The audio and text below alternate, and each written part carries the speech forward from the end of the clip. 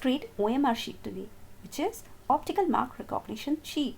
So let's choose any color of our preference. I'm not choosing that reddish hue, but here I'm just choosing this bluish one, and just type 24D0 and press Alt X. See, A has appeared. Similarly, type 24D1 and press Alt X. B has appeared.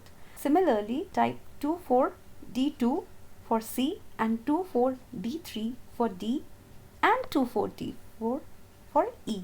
See?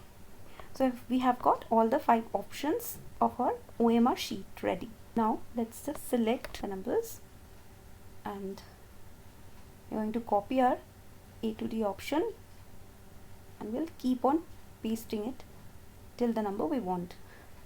See, that's our tricky chakra for today. So let's meet with a new trick in our next video. Till then, just try it out yourself. Thanks for watching.